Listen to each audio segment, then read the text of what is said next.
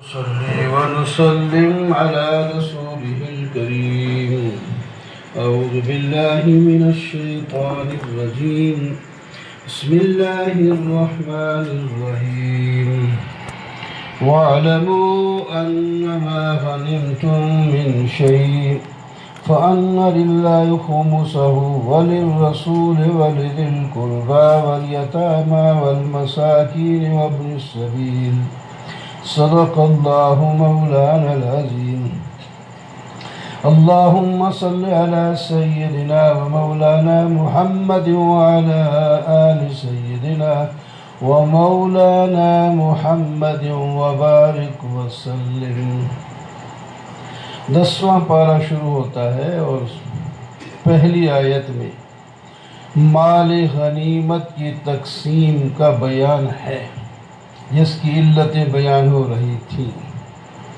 فرمایا مال غنیمت جو مجاہدین کو حاصل ہوتا ہے اس کے 5 حصے کر دیے جائیں.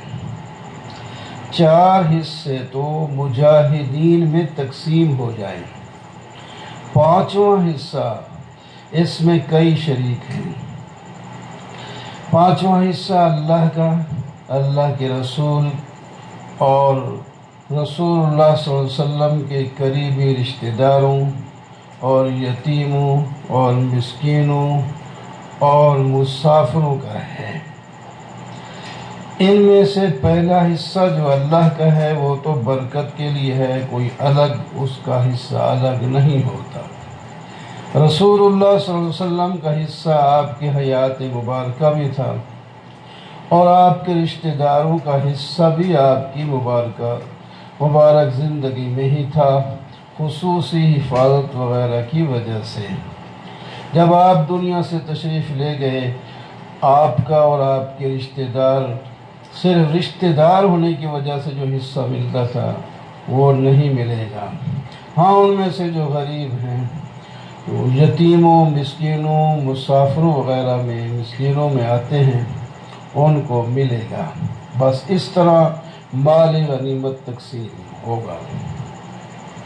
اگر تم اللہ پر ایمان رکھتے ہو اور اس پر جو ہم نے اپنے بندے پر نازل، عبدنا سے مراد نبی کریم صلی اللہ علیہ وسلم ہیں اور عبد فرمایا تو کہ ہر پیغمبر انسان اور بشر ہوتا ہے. ہمارے پیغمبر بھی حضور صلی اللہ علیہ وسلم بھی اولاد آدم میں سے ہیں. قرآن پاک کو اور خاص کر غزوہ بدر کو فرقان قرار دیا کیونکہ یہ کفر اور اسلام کا پہلا غزوہ تھا اور اللہ تعالیٰ نے اس کے درمیان پورا فرق بیان کر دیا کہ ایمان والوں کے ساتھ اللہ کی مدد ہوتی ہے کہ چند مٹھی بھر نہتے مسلمانوں نے ایک لشکر جرار کو شکست دے دی. آگے پھر علت بیان کی گئی کہ یہ تمہارا جو یہ مال غنیمت حاصل ہوا ہے یہ آپ کو پتہ ہے. دیکھو آپ نکلے تھے تجارتی قافلے کو روکنے کے لیے اور ان کو بچانے کے لیے ان کے مکہ سے لوگ آئے تھے. جب وہ قافلہ بچ کے نکل گیا تو وہ لوگ بھی واپس چلے جاتے اور آپ کا مقصد بھی پورا ہو گیا کہ وہ ہاتھوں سے نکل گیا تو واپس چلے جاتے، تو نہ غزوہ ہوتا نہ پھر مال غنیمت حاصل ہوتا.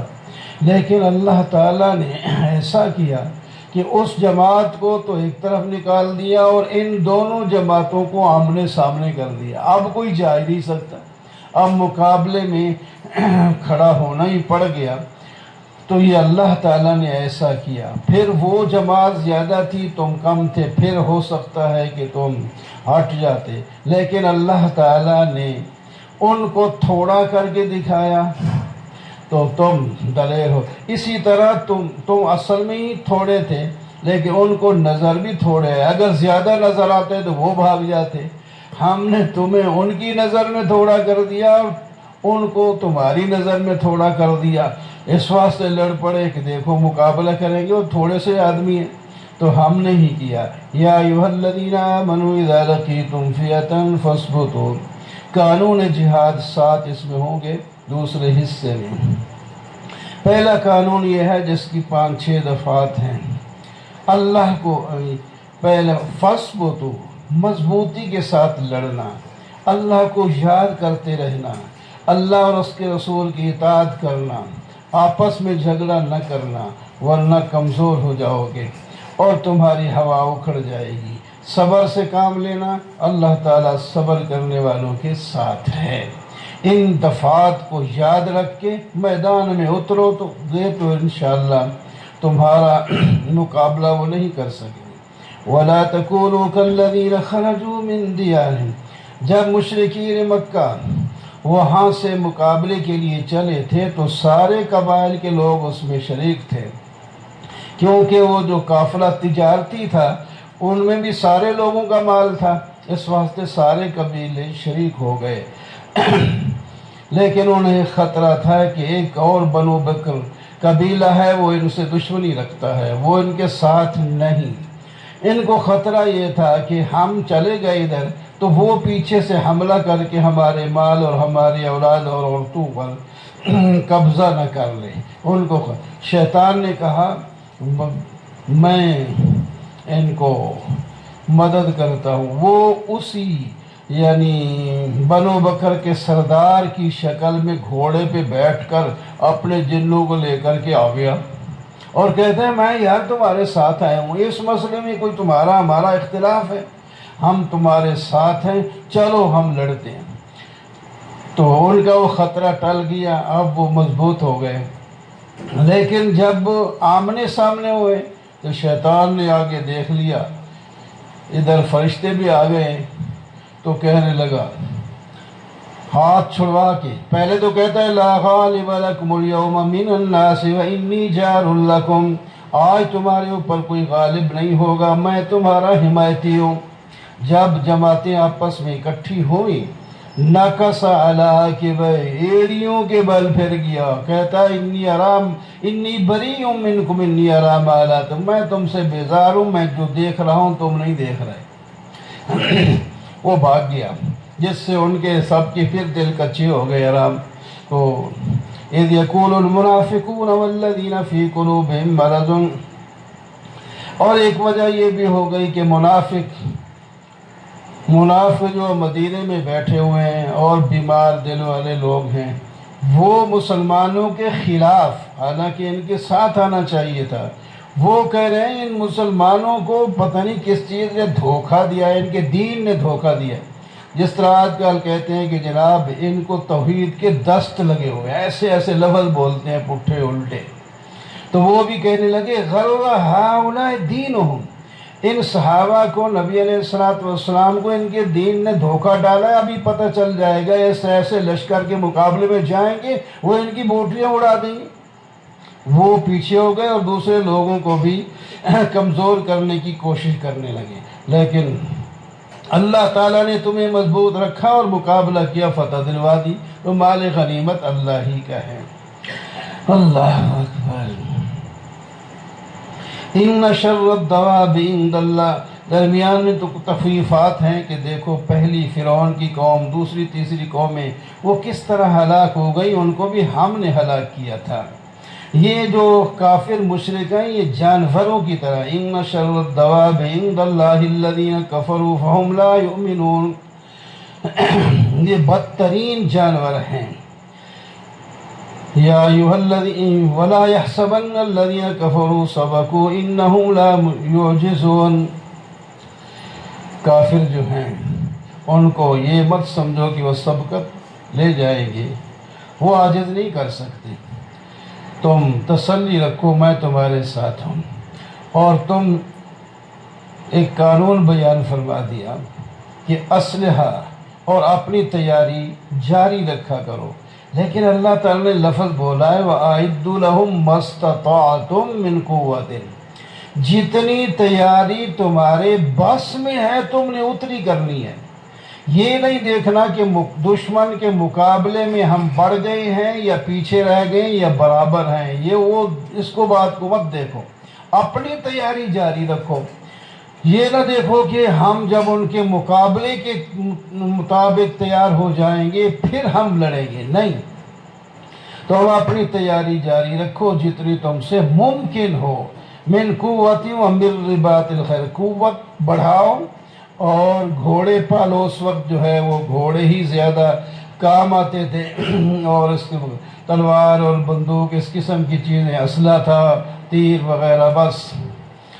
تو فرمایا تم یہ چیزیں تیار رکھو جتنی تم سے ممکن ہے.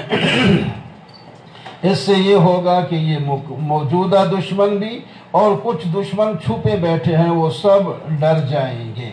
وَإِن جَنَحُوا لِلسَّلْمِ فَاجْنَحْ لَهَا وَتَوَكَّلْ عَلَى اللَّهِ، اگر وہ صلح کے لیے ہاتھ بڑھائیں تو اگر تم سمجھو کہ واقعی وہ صلح کرنا چاہتے ہیں تو کوئی بات نہیں، آپ صلح کر لیں اور اللہ پر بھروسہ رکھیں. یہ نہ سمجھیں کہ وہ جو صلح کر کے ہمیں دھوکہ دیں گے، تو ہم جو تمہارے ساتھ ہیں. وَإِن يُرِيدُوا أَن يَخْدَعُوكَ فَإِنَّ حَسْبَكَ اللَّهُ، اگر وہ صلح دے کر آپ کو ساتھ کوئی دھوکہ کرنا چاہتے ہیں تو اللہ آپ کو کافی ہے، ان کا دھوکہ کارگر نہیں ہوگا. وَأَلَّفَ بَيْنَ قُلُوبِهِمْ لَوْ أَنفَقْتَ مَا فِي الْأَرْضِ جَمِيعًا مَا أَلَّفْتَ بَيْنَهُمْ. یہ جو آپ کے ساتھی صحابہ ہیں یہ بھی تو پہلے مختلف قبیلوں میں بٹے ہوئے تھے، ان کے درمیان بھی تو دشمنیاں تھیں، لیکن اللہ نے ایمان کی وجہ سے ان سب کے دلوں کو جوڑ دیا. اب شیر و شکر ہو گئے ہیں. آپ کائنات کی ساری چیزیں جمع کر کے خرچ کر کے ان کو اکٹھا کرنا چاہتے ہیں، ان کے دلوں کو جوڑنا چاہتے تو نہ جوڑ سکتے، لیکن ہم نے جوڑ کے دکھایا. آپ اپنی جان ایک دوسرے پر قربان کرنے کے لیے تیار ہیں. یا ایھا النبی حسبک اللہ ومن اتبعک من المؤمنین، اے میرے پیغمبر اللہ تعالیٰ کافی ہے اور جو آپ کے مومن شاگرد ہیں وہ بھی آپ کی مدد کے لیے کافی ہیں. یا ایھا النبی حرض المؤمنین علی القتال، اے میرے پیغمبر ان مومن بندوں کو جہاد پر ترغیب دیا کریں. فرمایا ان کو ترغیب دیں اگر تم میں سے 20 آدمی بھی صبر کرنے والے ہوں تو دشمن کے 200 پر غالب رہیں گے.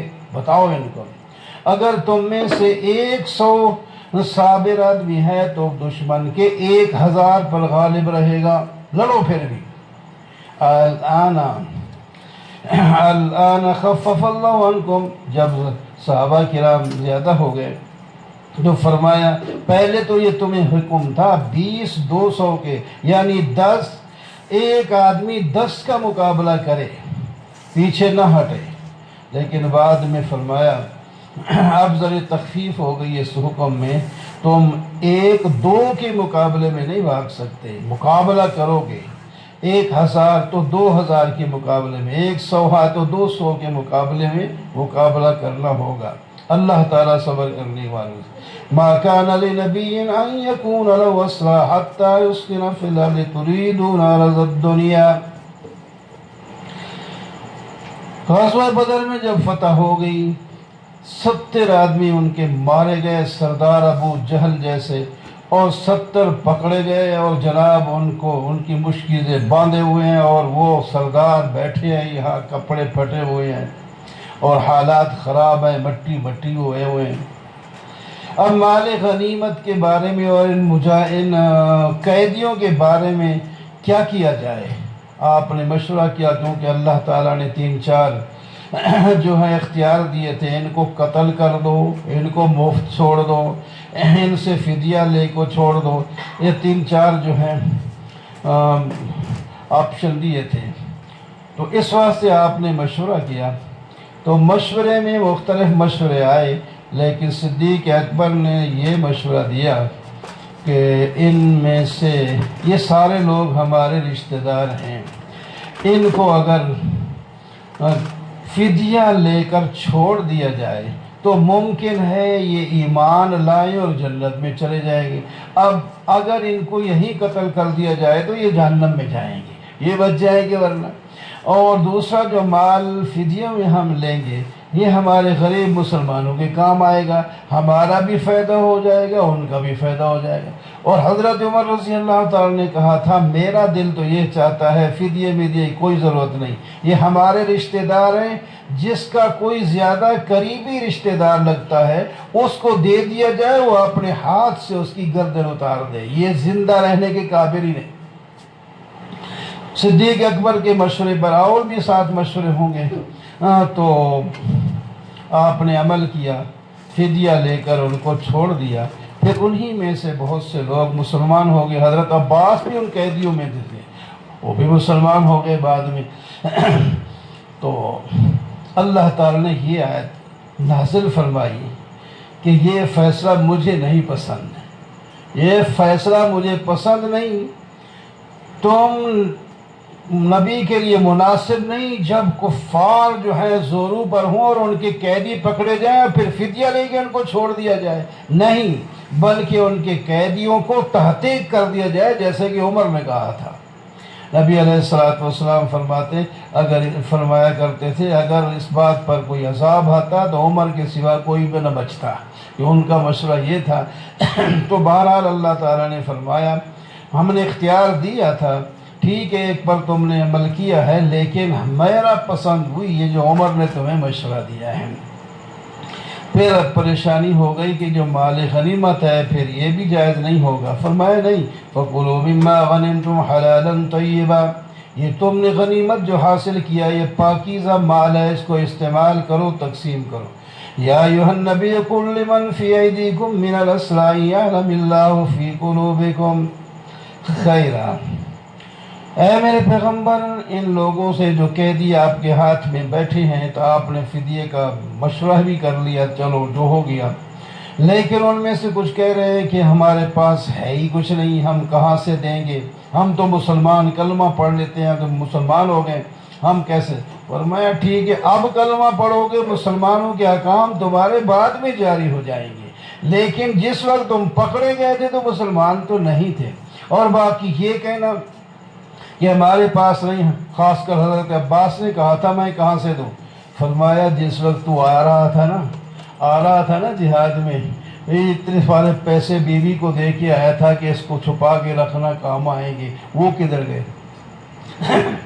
تو حضرت عباس نے کہا اس بات کا پتہ تو صرف مجھے اور میری بیوی کو ہے، آپ کو کس نے بتا دیا؟ میں اللہ نے بتایا۔ اچھا پھر میں کلمہ پڑھتا ہوں لا الہ الا اللہ محمد رسول، اسی وقت مسلمان ہو۔ تو فرمایا یہ اب دینا پڑے گا ان کو جو فیصلہ ہو چکا ہے، لیکن اگر یہ سچے مسلمان ہیں تو اللہ تعالیٰ ان کو اس سے بہتر مال اور دے دیں گے، آ جائے گا مال ان کو۔ ان الذین آمنوا وہاجروا وجاہدوا باموالہم وانفسہم، یہاں مسلمانوں کی قسمیں کچھ بیان فرمائی، کچھ مہاجر ہیں اور کچھ انصار ہیں، ایک دوسرے کے ساتھ اخوت رکھتے ہیں، ایک دوسرے کی محبت کرتے ہیں، جو ہجرت کر کے آئیں، اور یہ ان کو جو پناہ دینے والے ہیں یہ سب بھائی ہیں، سب مسلمان ہیں۔ اور جو ہجرت نہیں کرتے اور ہجرت ان پر فرض ہے تو وہ مدد کے مستحق نہیں ہیں۔ ہاں کسی دشمن کے مقابلے میں تم سے مدد طلب کریں اور تمہارا ان کے ساتھ کوئی میثاق بھی نہ ہو تو پھر ان کی مدد کریں۔ کفار ایک دوسرے کے بھائی بن جاتے ہیں تو مسلمان بھی ایک دوسرے کے بھائی ہیں۔ والذین آمنوا وہاجروا وجاہدوا فی سبیل اللہ والذین آمنوا آووا ونصروا، فرمایا ہجرت کرنے والے، جہاد کرنے والے اور پناہ دینے والے اور مدد کرنے والے، اولئک ھم المؤمنون حقا، مہاجرین اور انصار اور تمام صحابہ کرام کے حق میں یہ آیت بولتی ہے، یہ سب پکے مسلمان تھے، سب پکے۔ ان میں سے ٹھیک ہے کسی سے کوئی غلطی بھی ہو گئی، ہو جاتی ہے، کسی سے چوری ہو گئی، کسی سے یہ ہو گیا وہ ہو گیا، فرمایا اب میرا فیصلہ یہ ہے کہ یہ سب پکے مسلمان ہیں، اولئک ھم المؤمنون حقا، اتنی ہے۔ اس واسطے صحابہ کرام کے بارے میں کسی کو زبان کھولنے کی اجازت نہیں، ان کے خواہ قصور بھی سامنے نظر آ رہے ہیں۔ اللہ نے جب فیصلہ بڑی عدالت سے ہو گیا تو ہم فیصلہ کرنے والے کون ہیں؟ کسی کے بارے میں یہ کہے وہ ایسا تھا، وہ ایسا تھا، یہ ویسا تھا، جو تھا اللہ نے فرمایا سب ٹھیک ہے۔ میرے پیغمبر کے جتنے بھی شاگرد ہیں وہ سارے پکے مومن ہیں، ان سے غلطیاں ہو گئی ہیں تو وہ میں معاف کر دیا۔ لہم ساتھ فرمایا لہم مغفرۃ ورزق کریم، یہ پکے مومن ہیں، ان کی بخشش بھی میں نے کر دی، ان کی غلطیاں معاف ہو گئی اور جنت بھی میں نے ان کو عطا کر دی۔ رزق کریم جنت میں ہوگا، رزق کریم ہوگا۔ اور باقی رہ گیا شروع میں یہ حکم تھا کہ جو آپس میں مواخات کریں گے ایک دوسرے کے وارث بھی ہوں گے، لیکن جب ان کے بھی اپنے رشتہ دار بھی مسلمان ہو گئے تو فرمایا ٹھیک ہے، اب جو ہے ان کا میراث رشتے کے بنیاد پر ہوگا، مہاجر و انصار ہونے کی اور اخوت کی بنیاد پر نہیں ہوگا۔ براءۃ من اللہ ورسولہ الی الذین عاہدتم من المشرکین، اس کا نام سورہ توبہ ہے، یہ شروع ہو رہی ہے۔ اس کے اندر شروع میں تو مسلمانوں کفار کے ساتھ جو معاہدے تھے ان سے برات کا اعلان کیا گیا ہے۔ 10 سال تک جنگ نہ کرنے کا ایک معاہدہ صلح حدیبیہ میں ہوا تھا۔ اسی طرح کے ایک اور معاہدہ بھی ہوا تھا لوگوں کے ساتھ کچھ تھوڑی مدت کے لیے، اور ایک اور کسی لوگوں کے ساتھ معاہدہ ہوا تھا جو ہے بغیر تعیین مدت کے۔ فرمایا سب سے یہ معاہدے ٹوٹ گئے، ختم۔ ہاں جن کی تھوڑی سی مدت کے لیے عہد ہوا تھا وہ اگر انہوں نے اس کے خلاف نہیں کیا تو اس کی مدت پوری کر دو بس، اور باقی جو 10 سال کے ساتھ ہوا تھا انہوں نے تو معاہدے کو خود ہی توڑا ہے، لہٰذا ان سے کہو 4 مہینے چونکہ اشہر حرم کے ہیں درمیان میں، یہ تمہیں اجازت ہے، اس کے بعد کوئی یہاں نظر آیا تو اس کو تحقیق کر دیں، ہمارا کوئی معاہدہ نہیں، اس کے ساتھ جہاد کریں گے۔ وَأَذَانٌ مِّنَ اللَّهِ وَرَسُولِهِ إِلَى النَّاسِ يَوْمَ الْحَجِّ الْأَكْبَرِ، یہ اعلان ہوا اللہ اور رسول کی طرف سے حج کے دن کہ اللہ تعالیٰ بری ہے مشرکین سے اور اس کا رسول بھی، اگر تم اب بھی توبہ کر لو، ایمان لے آؤ، کلمہ پڑھو تو تمہارے لیے بہتر ہوگا، اگر تم نے منہ موڑا تو پھر یاد رکھو اللہ تعالیٰ کو عاجز نہیں کر سکتے۔ ہاں جن لوگوں نے عہد کیا تھا پھر توڑا نہیں، اور نہ ہی تمہارے حلیفوں کے خلاف انہوں نے کچھ کیا ہے، تو پھر ان کی مدت کو پورا کرو۔ فَإِذَا انْسَلَخَ الْأَشْهُرُ، جب یہ 4 مہینے ختم ہو جائیں تو پکڑو، جہاں بھی تمہیں ملے پکڑو، کل وَقْضُوا لَهُمْ كُلَّ مَرْصَدٍ، اور ہر گھاٹ میں بیٹھ کر جہاں بھی تمہیں ملیں بس اڑا دو۔ فَإِن تَابُوا وَأَقَامُوا الصَّلَاةَ، ہاں توبہ کر لیں، نماز قائم کریں، زکوٰۃ ادا کریں، پھر ان کو چھوڑ دیں۔ اگر ان میں سے کوئی آدمی کچھ دین کے بارے میں معلوم کرنا چاہتا ہے اور پناہ لیتا ہے تم سے، اس کو پناہ دے دو، اس کو بات جو کہتا ہے اس کو سنا دو، حقائق بھی اس کو بتا دو، اس کے بعد اگر ایمان لائے تو تمہارا بھائی ہے، اگر نہیں ایمان لاتا تو اس کو پھر بھی مارنا نہیں ہے، اس کو اپنے امن کی جگہ پہنچا دینا ہے، اس کے بعد پھر جو کارروائی ہوگی۔ موانع جہاد ذکر کیے، فرمایا ہمارا تو ان کے ساتھ معاہدہ ہے، ہم ان کے ساتھ کیسے لڑیں؟ فرمایا معاہدہ انہوں نے توڑ دیا تو پھر اب معاہدہ رہا ہی نہیں ہے تو پھر تم ڈرتے کیوں کہ وعدے کے خلاف ہو جائے۔ پھر ایک اور معنی تھا کہ دیکھو یہ ہمارے رشتہ دار ہیں، ہم ان کے ساتھ کیسے لڑیں؟ فرمایا جب وہ رشتہ دار تمہاری رشتہ داری اور ذمہ داری کا کوئی لحاظ نہیں کرتے اور وہ تمہیں منہ سے خوش کرنا چاہتے ہیں لیکن دل میں ان کے کھوٹ ہے تمہارے مقابلے وہ اکثر نافرمان ہیں، وہ تمہارے ساتھ لڑتے ہیں تو تمہیں کیا ضرورت، تم کیوں نہیں لڑتے اللہ کا حکم مان کر اللہ کے پیغمبر کی قیادت میں؟ لا يركبون في مؤمن الا ولا ذمہ واولئک هم المعتدون، وہ کسی مومن کی ذمہ داری اور رشتہ داری کا لحاظ نہیں رکھتے، یہ حد سے نکلنے والے، مارو ان کو۔ ہاں پھر بھی توبہ کوئی کر لے، نماز پڑھے، زکوٰۃ ادا کرے، اور تمہارے بھائی ہو جائیں گے پھر۔ فَقَاتِلُوا أَئِمَّةَ الْكُفْرِ إِنَّهُمْ لَا أَيْمَانَ لَهُمْ لَعَلَّهُمْ يَنْتَهُونَ، أَلَا تُقَاتِلُونَ، غیرت دلا رہے ہیں اللہ تعالیٰ، کہ کیوں نہیں لڑتے ان لوگوں کے ساتھ جنہوں نے معاہدے کو توڑا، تو جنہوں نے تمہارے پیغمبر کو گھر سے نکال دیا، انہوں نے ہی ابتدا کی تھی، کیا تم ان سے ڈرتے ہو؟ اللہ کے حکم کی نافرمانی سے نہیں ڈرتے؟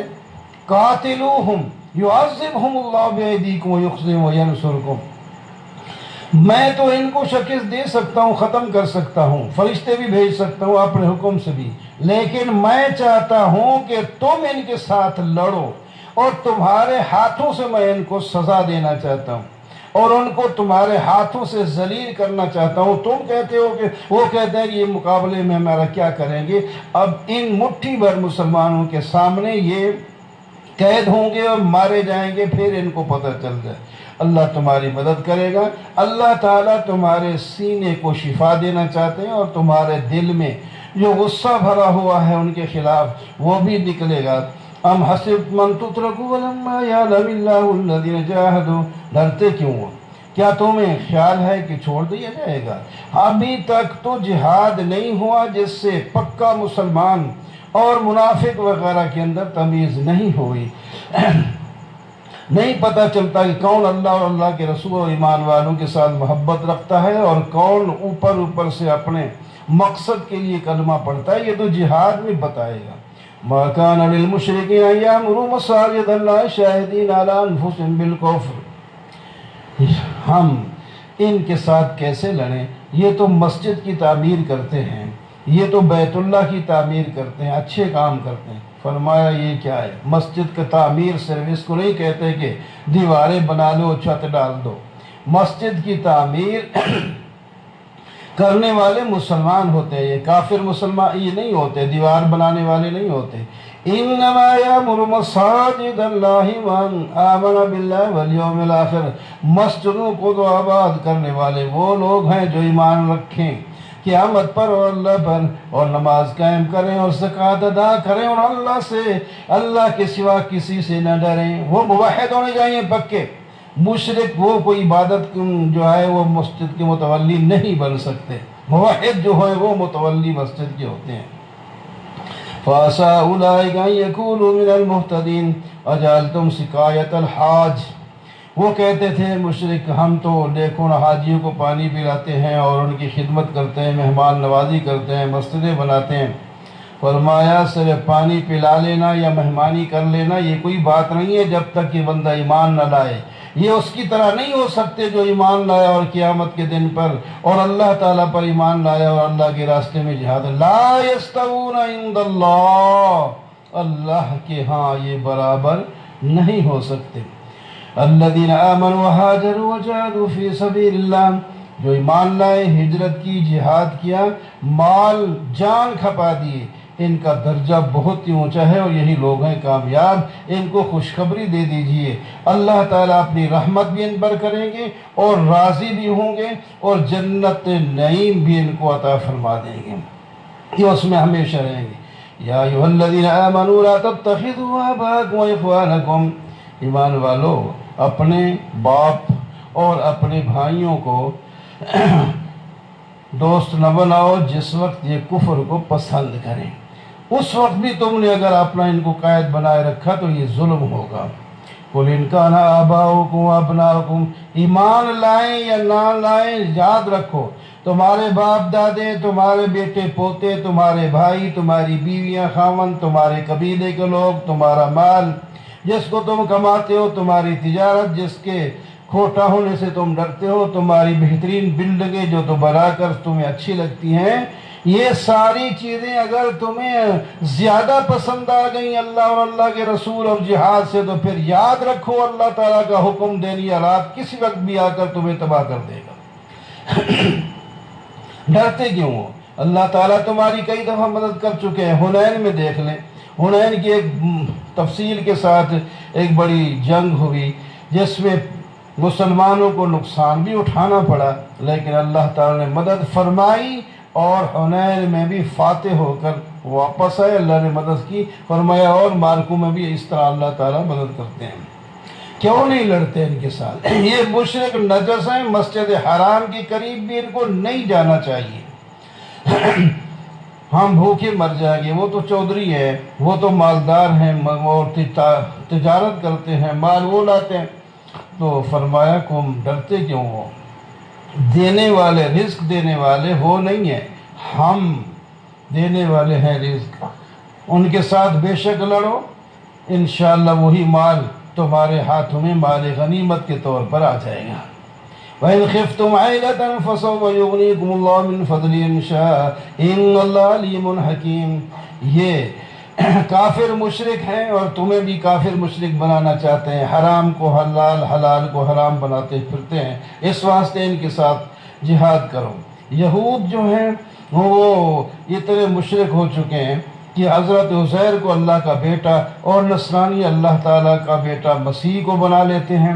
یہ ایسے مشرک ہیں، ان کے ساتھ جہاد کرنے میں تم کیوں متردد ہوتے ہو؟ پکڑو، اتخذوا احبارهم، بلکہ انہوں نے تو انبیاء کے علاوہ اور اپنے پیروں اور رہبان کو بھی اپنا معبود بنا رکھا ہے، پھر بھی ان کے ساتھ جہاد نہیں کرتے۔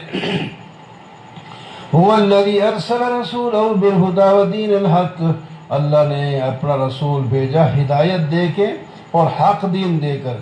اللہ تعالیٰ ان کو غالب کریں گے، لہٰذا آپ ان کے ساتھ جڑ جائیں تو تم بھی غالب ہو جاؤ۔ یا ایھا الذین آمنوا ان کثیرا من الاحبار والرہبان، کچھ لوگ ان علماء، یہود کے علماء اور پیروں میں سے ایسے کرتے ہیں کہ لوگوں کے مال کو حرام طریقے سے کھاتے ہیں اور دین سے روکتے ہیں، اور مال سونے چاندی کو جمع کرتے ہیں اور ان کو خوشخبری دے دیجیے یہ دردناک عذاب ہوگا۔ یہ سونا چاندی جس کی زکوٰۃ ادا نہیں کرتے، یہ قیامت کے دن جہنم میں گرم کر کے اس کے ساتھ ان کے پہلوؤں کو، ان کی پشتوں کو اور ان کے ماتھوں کو، چہروں کو بھی داغ دیا جائے گا۔ یا ایھا الذین آمنوا ما لکم اذا قیل لکم انفروا فی سبیل اللہ اثاقلتم الی الارض، ایمان والو تم دنیا کی چیزوں کی طرف کیوں جھکتے ہو؟ جب تمہیں جہاد کے لیے کہا جائے تو کیوں نہیں نکل پڑتے؟ کیا تم دنیا کی زندگی کے ساتھ ریچھ گئے ہو، راضی ہو گئے ہو اور آخرت سے تم نے منہ موڑ لیا ہے؟ تنبیہ فرما دی، الا تنفروا يعذبكم، اگر تم نہ نکلے تو اللہ تعالیٰ تمہیں سزا دیں گے اور تمہاری جگہ دوسرے لوگوں کو بدل دیں گے۔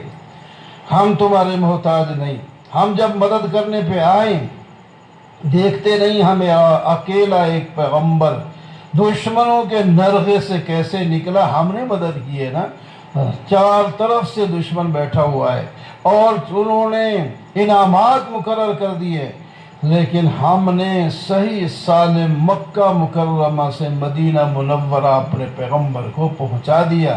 اسی طرح ہم جس کی مدد کرنا چاہیں وہ کر لیتے ہیں اور اس کا کوئی بال بھی نہیں کر سکتا۔ انفروا خفافا وثقالا وجاہدوا باموالکم، جب غار میں تھے تو نبی علیہ السلام کے ساتھ صدیق اکبر رضی اللہ تعالی عنہ تھے، تو دشمن وہاں پہنچ گئے تو حضرت صدیق گھبرانے لگے۔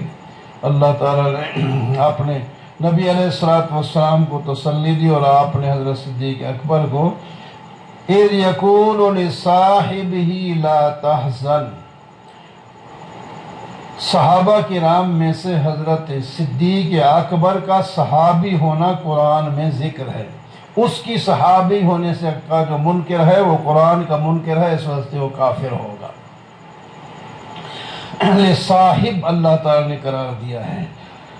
تو بہرحال آگے منافقین کا تذکرہ ہے کہ منافق جو ہیں یہ مخلص نہیں ہیں۔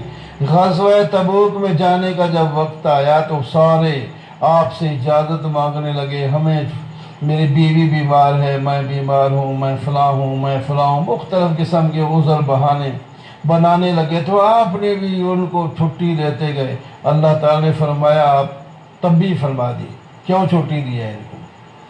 یہ خود نہ جاتے پتہ چل جاتا، جب آپ کہتے جاؤ یہ نہ جاتے، آپ نے چھٹی، اب تو وہ کہتے ہیں جی ہم نے تو چھٹی لے لی، لیکن ہم نے آپ کو معاف تو کر دیا لیکن آپ نے یہ فیصلہ ٹھیک نہیں کیا کہ ان کو اجازت دے دی ہے، نہ دینی تھی اجازت، یہ خود رہ جاتے، پھر دنیا میں آشکارا ہو جاتا کہ پتہ چلتا مسلمان کون ہے اور منافق کون ہے۔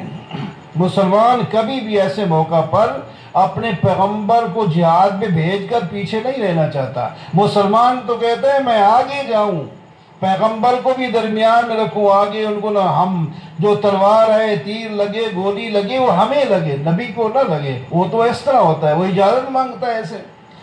انہوں نے کوئی ارادہ ہی نہیں کیا تھا، تیاری بھی نہیں کی تھی۔ ان میں سے کہنے لگا وَمِنْهُمْ مَنْ يَقُولُ اُذِّنْ لِي وَلَا تَفْتِنِّي عَلَىٰ فِي الْفِلْمِ، یار میں عاشق مزاج ہوں، مجھے عورتیں بڑی پسند ہیں، وہاں کا حسن بڑا ہے، میں کہیں ملوث ہو جاؤں گا اور سب کی بے عزتی ہو جائے گی، اس واسطے مجھے چھٹی دو۔ اس قسم کے بہانے بنائے۔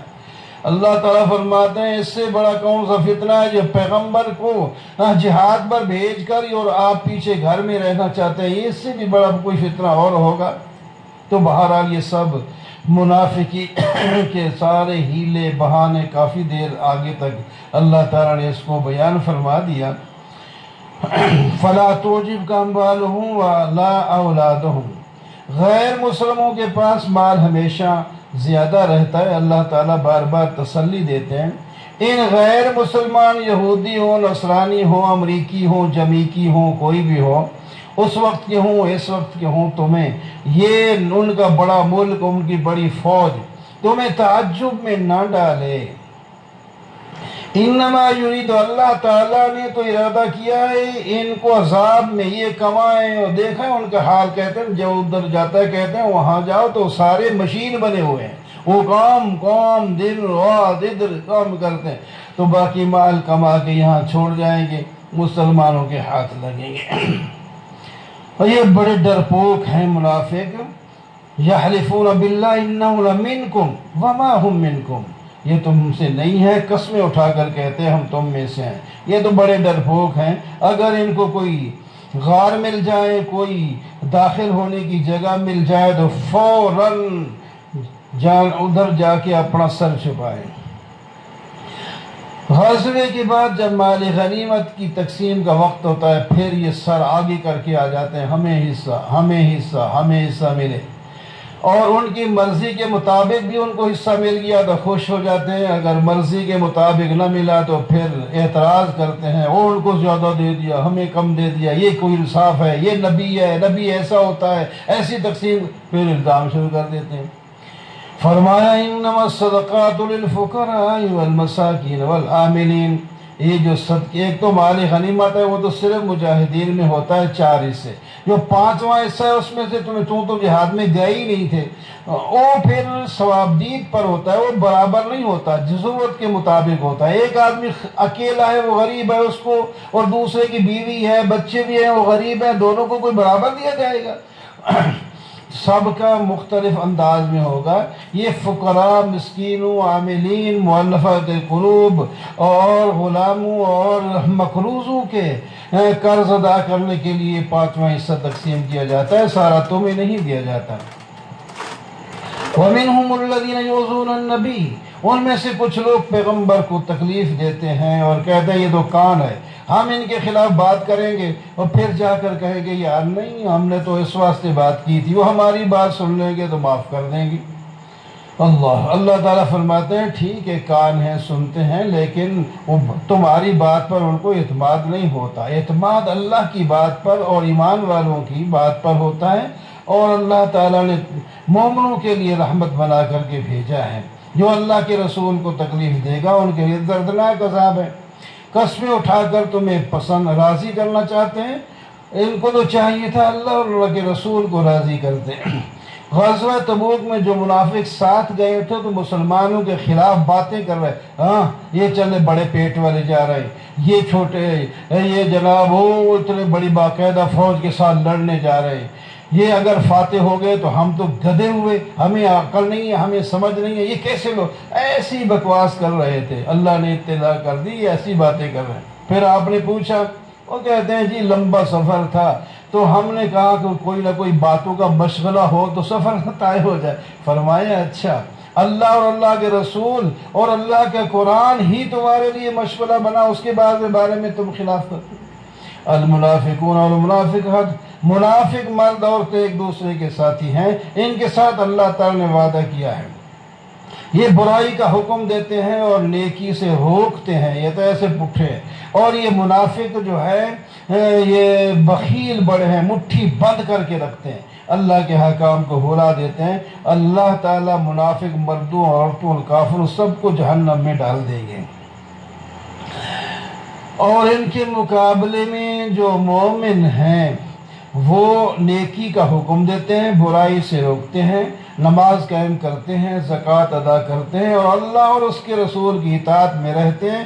اولئک سیرحمہم اللہ، اللہ تعالیٰ ان پر رحمت کرے گا اور جنت میں بھیج دے گا۔ ان کے ساتھ اللہ نے وعدہ کیا ہے ایسی جنت میں بھیجیں گے جن کے نیچے نہریں جاری ہوں گی اور بہترین ان کی رہائش گاہیں ہوں گی، اور اللہ تعالیٰ کی رضا مندی ان کو ملے گی اور ہمیشہ کے لیے وہاں جائیں گے۔ اللہ کی رضا سب سے بڑی چیز ہے اور یہی ہے بڑی کامیابی۔ یا ایھا النبی جاہد الکفار والمنافقین واغلظ علیہم، اے میرے پیغمبر کافروں اور منافقین دونوں کے ساتھ جہاد کریں، لیکن کفار کے ساتھ جو جہاد ہوتا ہے وہ تلوار کے ساتھ اور منافقوں کے ساتھ جہاد ہوتا ہے زبان کے ساتھ۔ یحلفون باللہ ما قالوا ولقد قالوا کلمۃ الکفر، جب اسلام کے خلاف بات کرتے ہیں اور بات کھل جاتی ہے تو پھر منکر ہو جاتے ہیں، اللہ کی قسم ہم نے تو یہ کہا ہی نہیں تھا، یہ تو ایسی بات نہیں تھی، اللہ نے ان کو غنی کر دیا اس واسطے ایسی ایسی باتیں کرتے ہیں، مال دولت ان کو مل گیا۔ وَمِنْهُمْ مَنْ عَاهَدَ اللَّهُ عَلَيْنَا آتَانَا مِنْ فَضْلِهِ، ان میں سے بعض ایسے بھی ہیں جو کہتے ہیں ہمیں مال دو۔ نبی علیہ السلام کے پاس ایک آیا، دعا کریں میرے پاس اللہ تعالیٰ مجھے مال دے تو میں یہ کروں گا وہ کروں گا۔ آپ نے فرمایا بس اسی حالت میں ٹھیک ہے۔ اس نے بار بار جناب کہہ کر اخیر آپ نے دعا کر دی، اس کا مال بڑھ گیا۔ پھر وہ 5 وقت نماز پڑھتا تھا، وہ پھر جمعے کی نماز ہو گئی، پھر نکل گیا باہر، وہ پارا چلا گیا۔ جب زکوٰۃ وصول کرنے کا موقع آیا تو اس سے وہ زکوٰۃ وصول کرنے کے لیے گئے، کہتے ہیں یہ خواہ مخواہ کا تاوان ہے۔ آخر کا وہ اسی نفاق کی حالت میں مر گیا۔ بعد میں آیا نبی علیہ السلام کے پاس مال لے کے، لیکن آپ نے قبول نہیں کیا۔ صدیق اکبر کے پاس آیا، وہ نہیں قبول کیا، کیونکہ وہ صرف اپنی خفت مٹانے کے لیے آیا تھا، حقیقت میں وہ زکوٰۃ دینے کے لیے نہیں آیا تھا، اس واسطے قبول نہیں ہوا۔ حضرت عثمان کے زمانے میں وہ جو ہے وہ مر گیا اسی منافقت کی حالت میں، لیکن عام تفسیروں میں حضرت ثعلبہ کا نام لکھا ہوا ہوتا ہے، حالانکہ وہ جو ہیں وہ پکے مسلمان تھے، یا کوئی اور ثعلبہ ہے جس کی تفسیر نہیں، یا کوئی اور بندہ ہے جو منافق تھا، کیونکہ یہ جو ہے یہ تو جس کا نام لکھا ہوتا ہے عام تفسیروں میں یہ تو بدری صحابی میں سے ہے۔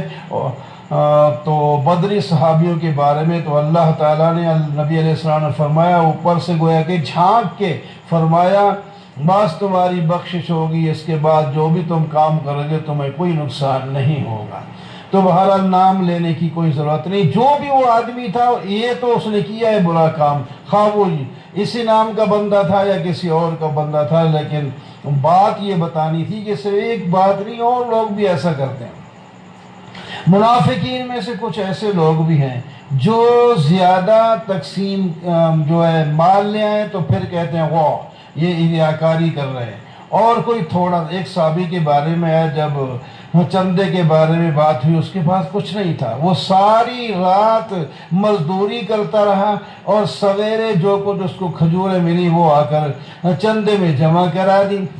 تو کہنے لگے جناب دیکھو جی یہ تو پھر انگلی کٹوا کے یہ تو شہیدوں میں داخل ہونے والوں کی بات ہو گئی، یہ اتنا ہی کیا کرے گا۔ اللہ تعالیٰ نے ان کی تعریف کی کہ کچھ لوگ وسعت نہ رکھنے کے باوجود بھی تازہ کما کے بھی اللہ کے راستے میں دے دیتے ہیں، اور حضرت صدیق اکبر سارا کچھ مال لے آئے تھے۔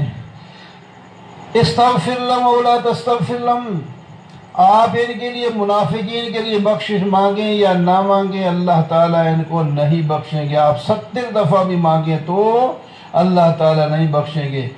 وہ رئیس المنافقین عبداللہ بن ابی مر گیا تو نبی علیہ الصلوۃ والسلام ان کی جنازے کے لیے تشریف لے گئے، اور جناب آپ نے اپنی قمیص بھی دی تھی، بیٹا اس کا مخلص مسلمان تھا، اس کا نام بھی عبداللہ تھا، اور وہ کفن میں شامل کر لی، اور آپ صلی اللہ علیہ وسلم تشریف بھی لے گئے اور جنازہ پڑھانے لگے تو حضرت عمر نے کہا یا رسول اللہ یہ تو منافق ہے، ہمیں ہمیشہ پریشان کرتا رہا، آپ اس کی فرمایا مجھے روکا تھوڑی گیا، مجھے جب نہیں روکا گیا تو میں جنازہ پڑھتا ہوں، اگر اس کی بخشش ہو جائے تو میرا کون سا نقصان ہے۔ اور فرمایا یہ اللہ تعالیٰ نے فرمایا آپ اس کے لیے بخش مانگیں یا نہ مانگیں، 70 دفعہ فرمایا 70 دفعہ کی بات ہے، میں 70 سے زیادہ اس کی استغفار کر لوں گا، ممکن ہے اس کی بخشش ہو جائے، اتنی شفقت والے۔ آپ نے جنازہ پڑھا دیا اس کے لیے، اور بعض روایتوں میں آتا ہے اپنا لعاب بھی اس کے منہ میں ڈالا، اتنا، اور جناب جنازہ بھی پڑھایا، لیکن اللہ تعالی نے فرمایا اس کی بخشش نہیں ہونی ہے، اور آئندہ کے لیے قانون ہے کہ آپ کسی منافق کا جنازہ پڑھا ہی نہیں سکتے۔ وَلَا تُصَلِّ عَلَىٰ أَحَدٍ مِّنْهُم مَّاتَ أَبَدًا وَلَا تَقُمْ عَلَىٰ قَبْرِهِ إِنَّهُمْ كَفَرُوا بِاللَّهِ وَرَسُولِهِ وَمَاتُوا وَهُمْ فَاسِقُونَ۔ ایمان نہ ہو نبی جنازہ پڑھا دے اور اپنا کرتا بھی اس کو پہنا دے، لعاب بھی ڈال دے، لیکن ایمان نہیں تو بخشش نہیں ہوگی، یاد رکھ لینا چاہیے۔ ایمان بنانا ضروری ہے، اس کے بعد باقی منزلیں ٹھیک ہو سکتی ہیں۔ جس کے اندر سچا پکا ایمان نہیں وہ کبھی بھی کامیاب نہیں۔ ایک صحابی کے پاس ایک رومال تھا، وہ جب میلا ہو جاتا رومال تو اس کو آگ میں ڈال دیتا، وہ صاف ہو جاتا پھر اس کو اٹھا لیتا۔ کہتے ہیں کہ نبی علیہ السلام ہمارے مہمان ہوئے تھے، میں نے یہ رومال چھوٹا سا پیش کیا، آپ نے اس کے ساتھ ہاتھ صاف کیے تھے، تو بس وہ ہاتھ صاف کرنے کی برکت سے اس کو میں آگ میں ڈال دیتا ہوں، وہ میل جل جاتی ہے، کپڑا باقی بچ جاتا ہے۔ ادھر تو صرف ہاتھ صاف کرنے سے کپڑا بچ جاتا ہے، اور ادھر نبی علیہ السلام خود جنازہ پڑھا رہے ہیں اور لعاب ڈال رہے ہیں، لعاب موجود ہے، اور آپ کا پورے بڑا کرتا آپ کا تھا، پورے جسم پر اس کو آ گیا، پھر بھی وہ نہ بچ سکا، اس واسطے کہ ایمان نہیں تھا۔ تو بہرحال یہ منافقوں کی باتیں ساری چلی جا رہی ہیں، ان میں سے ایک یہ ہے کہ وَجَعَ الْمُعَذِّرُونَ مِنَ الْأَعْرَابِ لِيُؤْذَنَ لَهُمْ، عذر پیش کرنے والے جو غزوہ تبوک میں نہیں گئے تھے، وہ پہلے کوئی چھٹی لینے کے لیے آئے، آپ نے ان کو چھٹی دے دی، اور بعض نواب کے بچے وہاں بیٹھے رہے ہو، جھٹلا دیا، لیکن ادھر چھٹی لینے کے لیے بھی نہیں آئے۔ فرمایا یہ چھٹی لے کے جا رہے ہیں یا نہیں آئے، سَيُصِيبُ الَّذِينَ كَفَرُوا مِنْهُمْ عَذَابٌ أَلِيمٌ، ان دونوں قسم کے منافقوں کو دردناک عذاب ہے، اور منافقی سیدھا کفر کا اللہ تعالیٰ نے حکم لگا دیا، یہ کافر ہیں، مسلمان کا ہیں، اوپر سے کلمہ پڑھنے کوئی فائدہ نہیں۔ ہاں کچھ آدمی بیمار ہیں، کمزور ہیں، بوڑھے ہیں، وہ جہاد کو نہیں جا سکتے، یا بیمار ہیں، یا ہیں بھی ٹھیک جانا بھی چاہتے ہیں لیکن سفر لمبا ہے، ان کے پاس تیاری نہیں، سواری نہیں، اسلحہ نہیں، لیکن اللہ اور اللہ کے رسول کے خیر خواہ ہیں، تو ان پر کوئی حرج نہیں، یہ نہیں جاتے جہاد میں تو کوئی گناہ نہیں ان کو۔ وَلَا عَلَى الَّذِينَ إِذَا، اور ایک خاص کر جماعت جو آپ کے پاس آئی تھی اور کہنے لگے حضرت ہم تیار ہیں، آپ کچھ سواری کا بندوبست کر دیں، آپ نے بہت سے لوگوں کے لیے کر دیا، لیکن اب وہ کوئی بندوبست نہیں رہا۔ قُلْتَ لَا أَجِدُ مَا أَحْمِلُكُمْ، میرے پاس اب کوئی تیار کرنے کے لیے کوئی سواری شواری نہیں ہے۔ تَوَلَّوْا وَأَعْيُنُهُمْ، اب یہ لوگ واپس جا رہے ہیں لیکن ان کی آنکھوں سے آنسو بہ رہے ہیں، کاش کہ ہمارے پاس بھی یہ مال ہوتا اور نبی علیہ السلام ہمیں قبول فرما لیتے، یا تیار کر لیتے، یا پیدل کہتے تب بھی چلتے، لیکن اللہ تعالیٰ نے ان کی تعریف کی۔